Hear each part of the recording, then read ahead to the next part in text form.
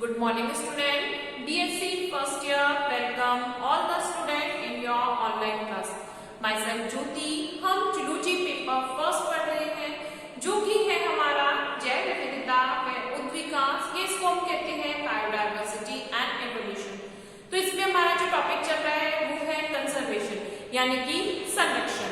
तो last class में हमने कुछ प्रोजेक्ट्स के बारे में बात करी थी कि जो जैव विविधता है उसको संरक्षण करने के लिए कुछ प्रोजेक्ट चलाए गए हैं या कुछ अभियान चलाए गए हैं।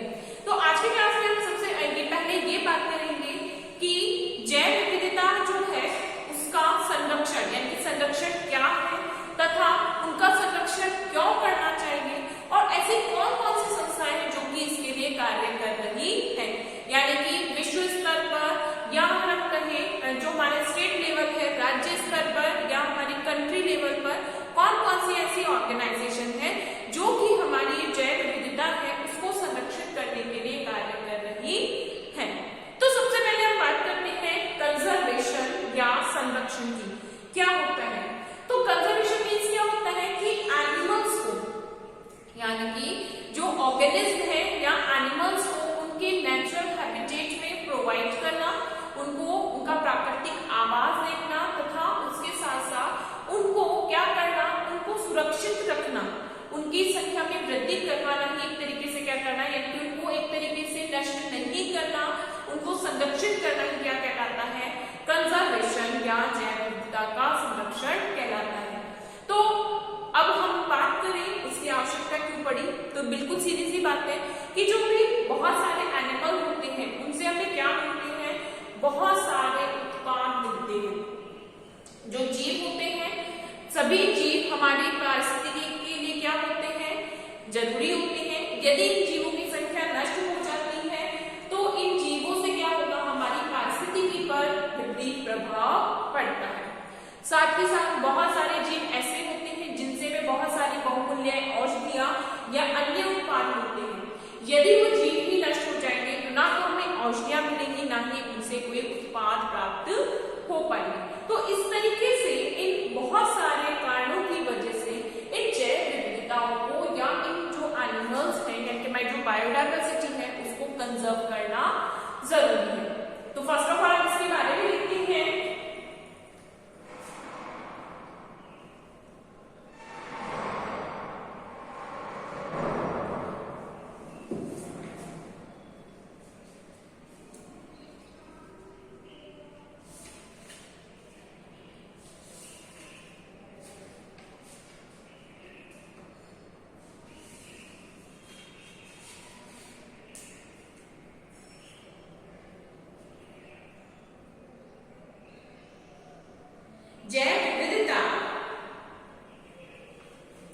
जैव विविधता पारिस्थितिकी का जैव विविधता हमारी पारिस्थितिकी का एक महत्वपूर्ण भाग है। जैव विविधता हमारी पारिस्थितिकी का महत्वपूर्ण भाग है।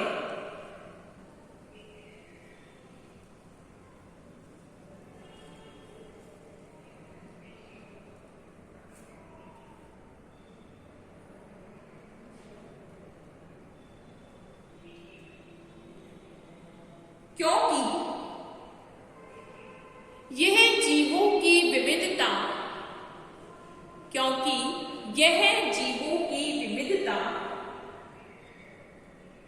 प्रत्यक्ष अथवा अप्रत्यक्ष रूप से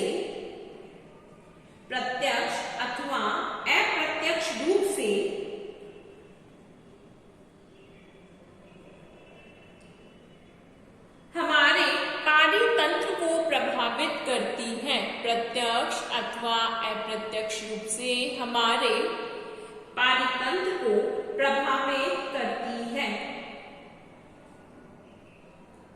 अतः इस पारितंत्र में उपस्थित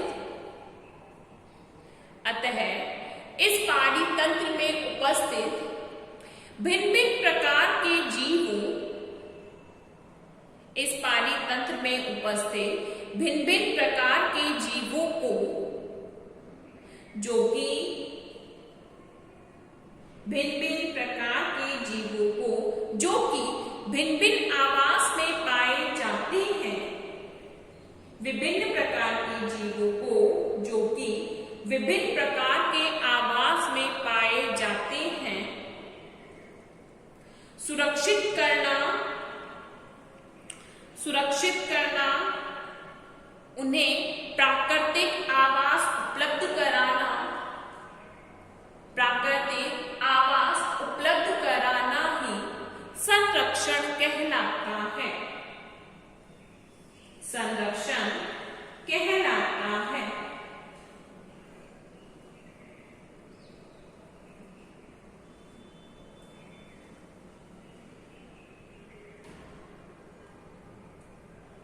संरक्षण कहलाता है।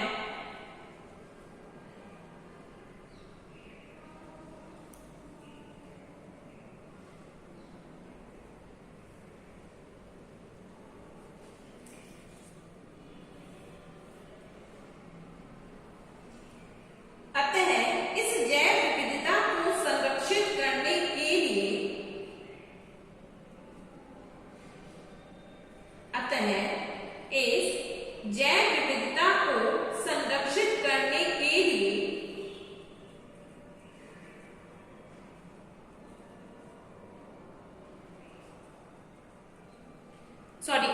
इस जैव विविधता को संरक्षित करना आवश्यक है।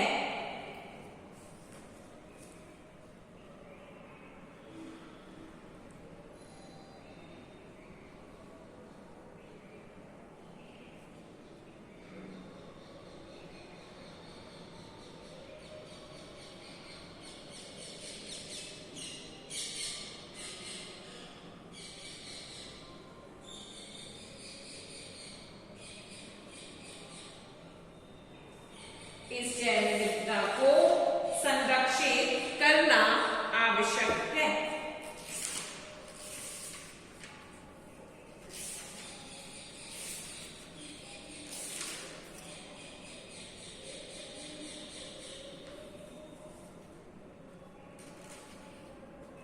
इस जैव विविधता के संरक्षण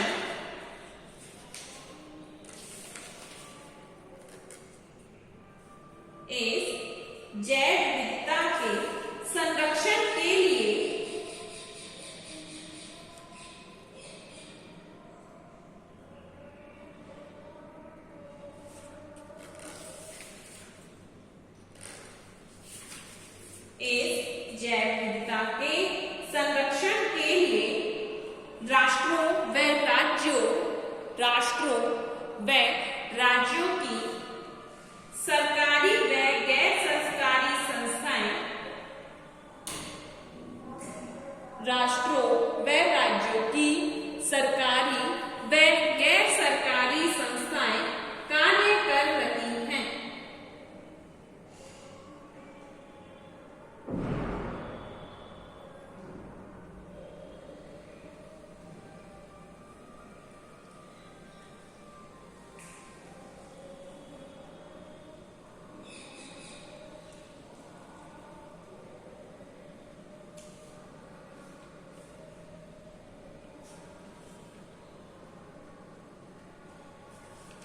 इस जैव विविधता का संरक्षण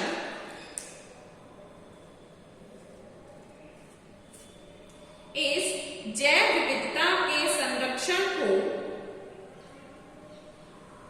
स्वामीनाथन के द्वारा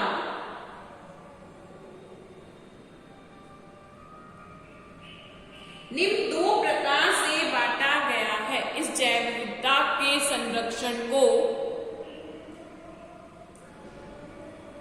स्वामीनाथन के द्वारा निम्न दो प्रकार से बांटा गया है।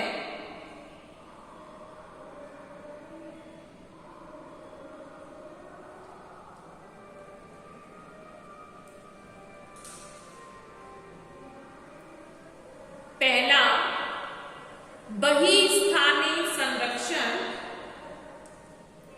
पहला बहिस्थानी संरक्षण, दूसरा अंतःस्थानीय संरक्षण।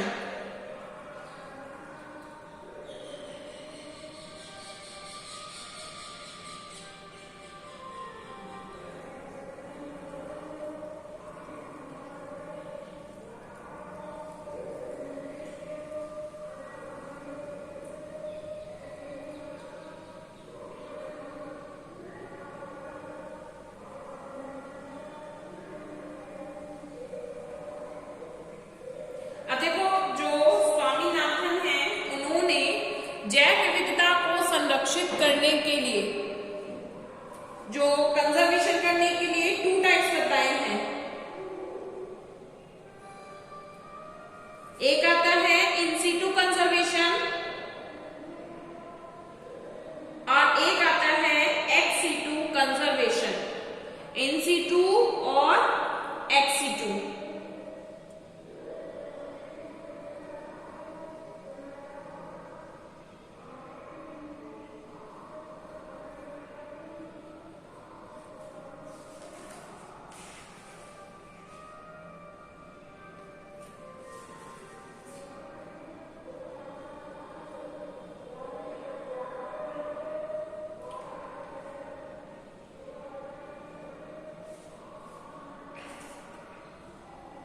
देखो वैसे तो स्वामीनाथन ने क्या कहा है, 3 तरीके से जो बायोडायवर्सिटी है उसके कंजर्वेशन को डिफाइन किया है।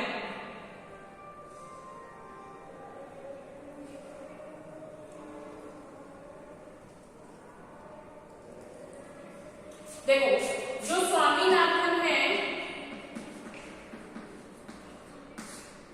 इन स्वामीनाथन ने जो कंजर्वेशन है उसको 3 टाइप से डिफाइन किया है। स्वामीनाथन ने क्या किया है, जो कंजर्वेशन है उसको 3 टाइप से डिफाइन किया है। एक तो होता है एंटायर बायोमास।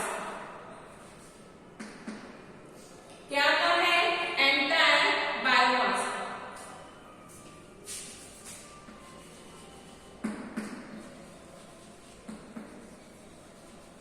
यानी कि जो संपूर्ण प्रजाति है उसको हर तरीके से सुरक्षित करने का कार्य। दूसरा आता है इन सीटू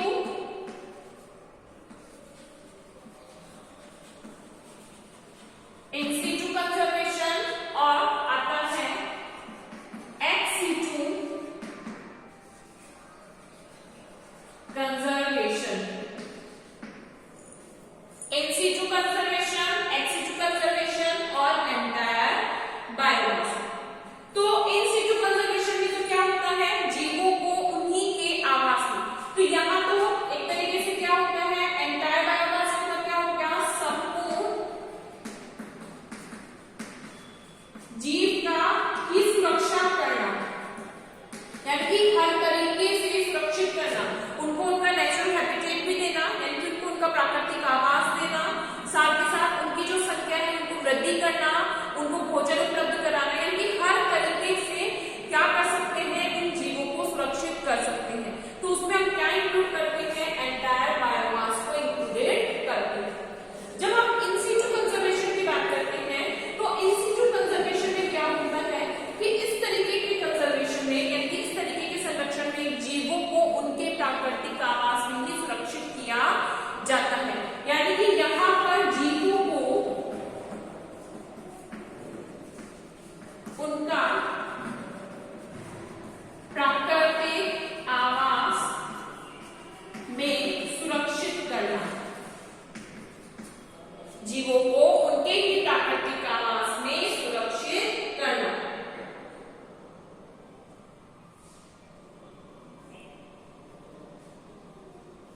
यानी कि या तो उनके जो खुद का इकोसिस्टम है या मैनमेड हो, यानी कि मनुष्य के द्वारा जो उनका पारिस्थितिक प्रोवाइड की गई है, जो उनका पारितंत्र दिया गया है, उसमें उन जीवों को सुरक्षित करना।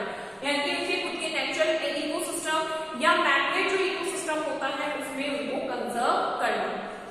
जो एक्स सीटू कंजर्वेशन होता है इसमें यानी कि क्या किया जाता है, एक्स सीटू कंजर्वेशन में जीवों के यानी कि उनके जो जनन द्रव्य होता है, यानी कि उनके जो जीन पूल्स होते हैं उनको कंजर्व किया जाता है। जैसे बॉटेनिकल गार्डन हो गया, यानी कि वहां पर उनकी जो बॉटनी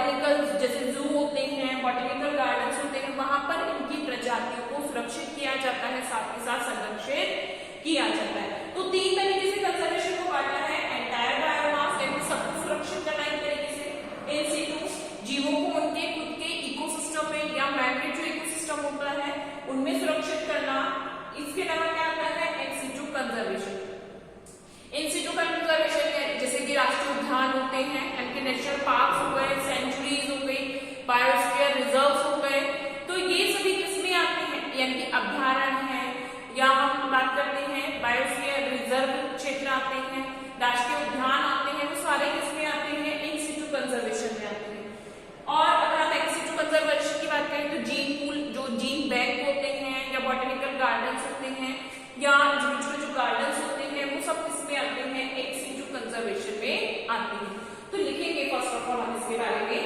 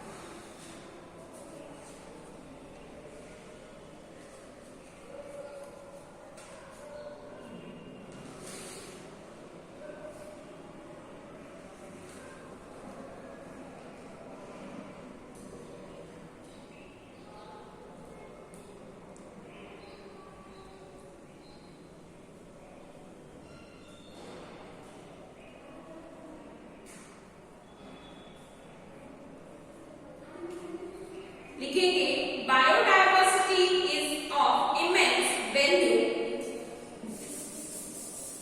हेडिंग क्या डाल रहे हैं, biodiversity conservation.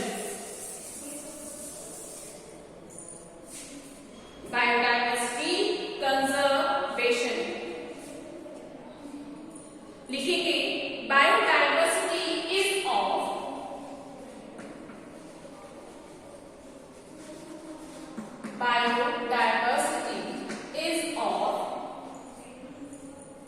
biodiversity is of immense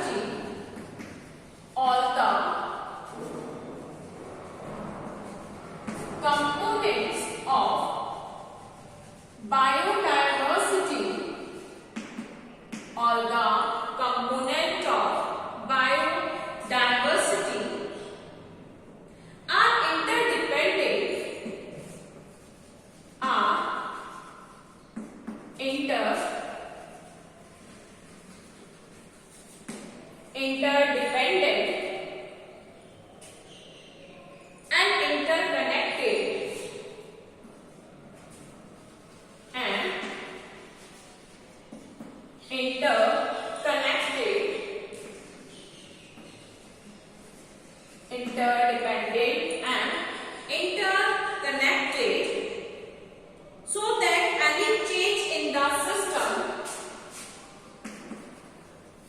so that any change in the system, any change in the system leads to a major imbalance,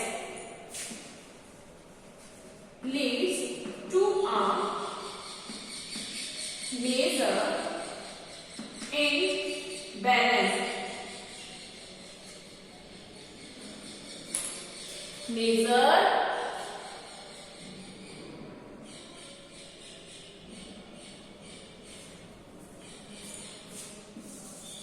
imbalance.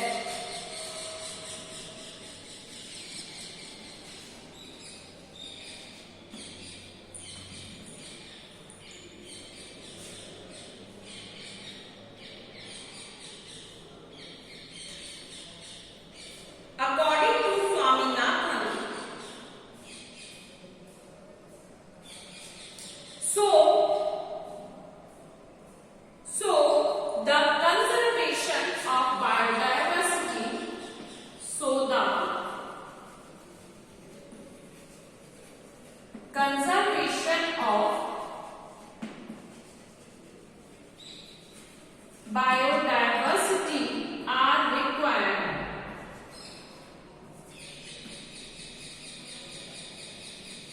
So the conservation of biodiversity are required.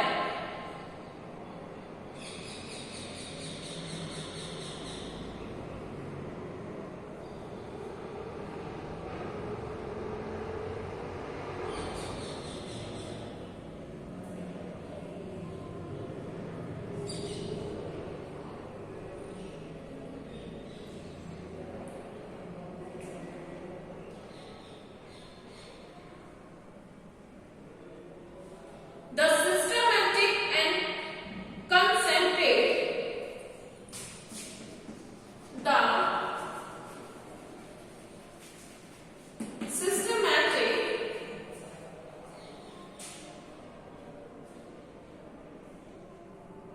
and concentrate,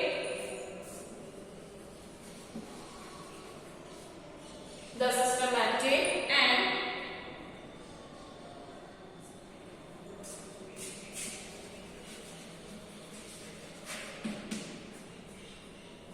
the systematic and concentrated efforts for biodiversity, efforts for biodiversity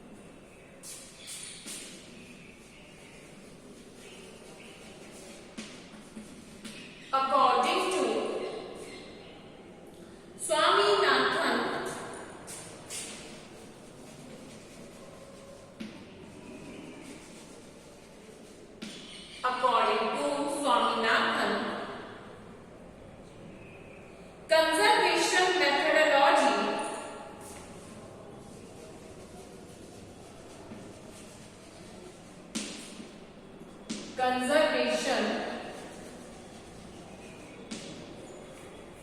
conservation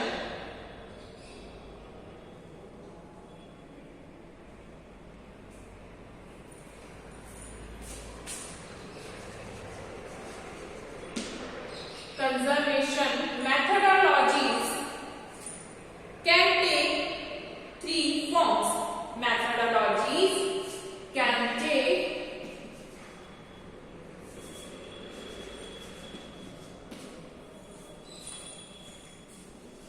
three forms. Can take three forms. Entire biomass,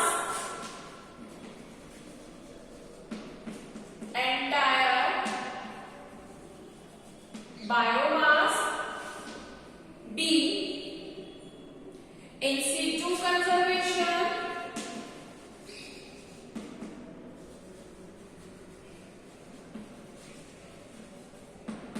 In situ conservation. Ex situ conservation. In situ conservation, entire biomass, in situ conservation or ex situ conservation.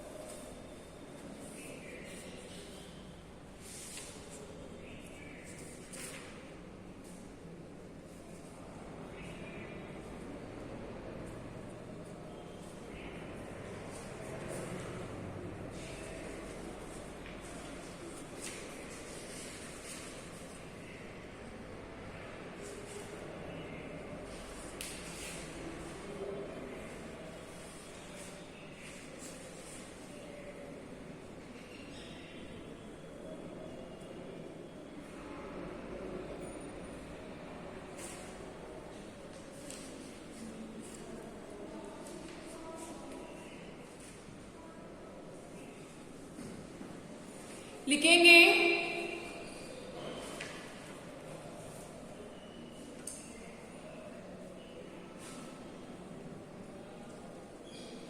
विश्व स्तर पर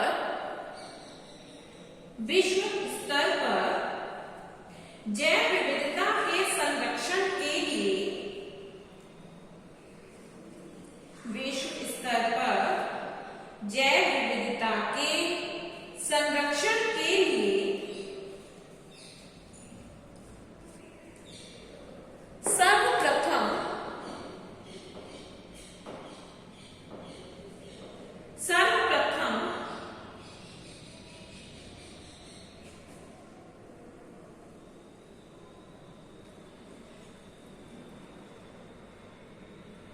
विश्व स्तर पर जैव विविधता के संरक्षण के लिए सर्वप्रथम प्रयास 1972 में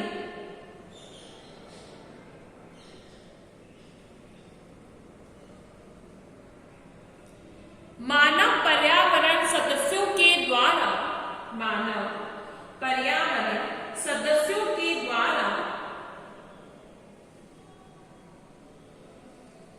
यूनाइटेड नेशन में कॉन्फ्रेंस के समय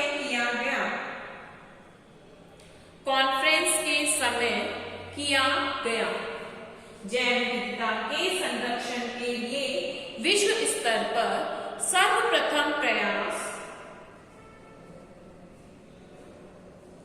1972 में मानव पर्यावरण सदस्यों के द्वारा यूनाइटेड नेशन में किया गया, परंतु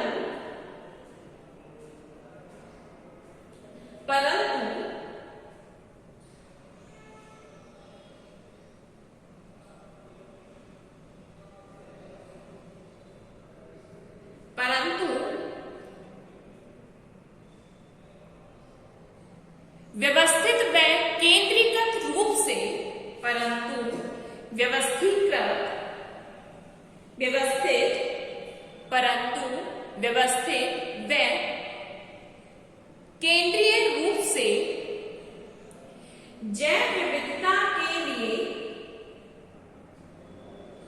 जैव विविधता के संरक्षण के लिए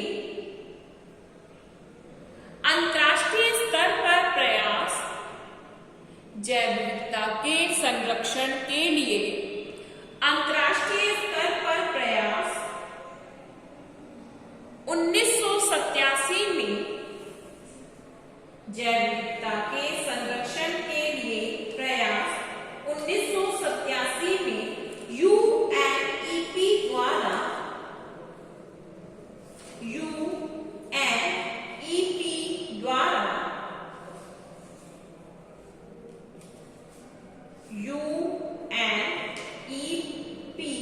द्वारा United Nation environmental programme, UNEP का फुल फॉर्म क्या है? United Nation environmental programme, UNEP द्वारा किया गया व्यवस्थित व केंद्रीकृत रूप से जैव विविधता के संरक्षण के लिए अंतर्राष्ट्रीय स्तर पर प्रयास 1987 में यूएनईपी द्वारा किया गया।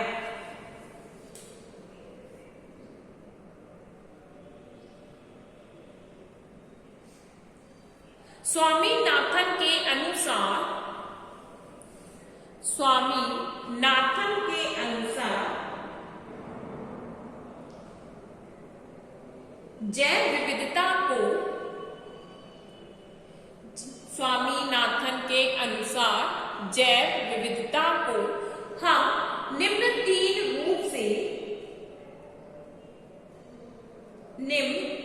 रूप से संरक्षित कर सकते हैं।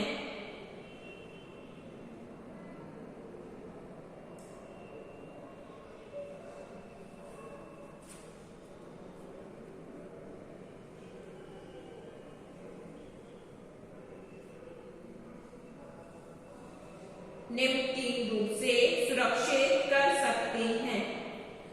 पहला, संपूर्ण जैव भार,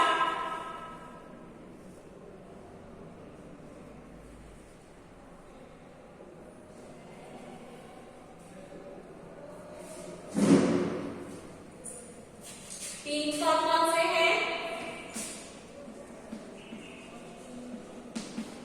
संपूर्ण जैव भार संरक्षण,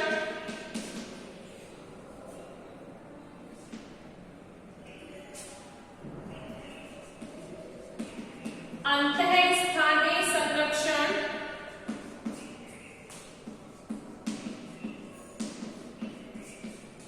और बहिस्थानीय संरक्षण। तीन तरीके से है। एक तो संपूर्ण जैव भार को संरक्षित कर सकते हैं, इसके अलावा अंतःस्थानीय संरक्षण और बहिस्थानीय संरक्षण।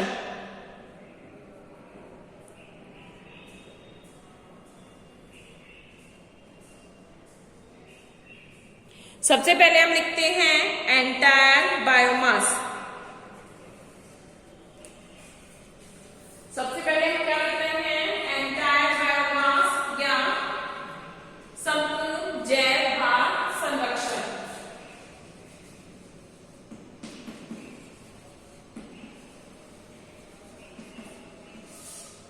एंटायर बायोमास लिखेंगे। This conservation refer to this conservation refers to the overall, refers to overall, this conservation refer to overall protection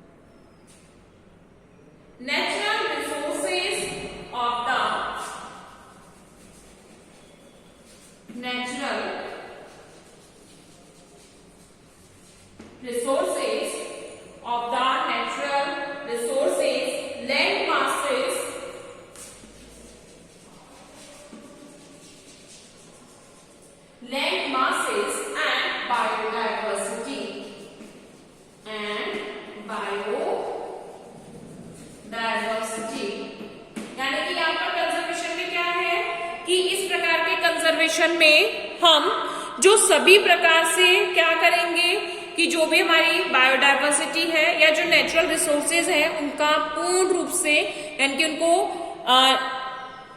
एक तरीके से प्राकृतिक जो संसाधन है या बायोडाइवर्सिटी है उनको क्या करना, सुरक्षित रूप से उपयोग करना तथा उनको सुरक्षित करने का काम, उनको मेंटेन करने का सारा जो काम है वो किनका होगा, स्वयं के द्वारा। ठीक है, तो आज की क्लास हम यहीं कंप्लीट करते हैं। नेक्स्ट क्लास में हम इसी टॉपिक को आगे कंटिन्यू करेंगे। Thank you students.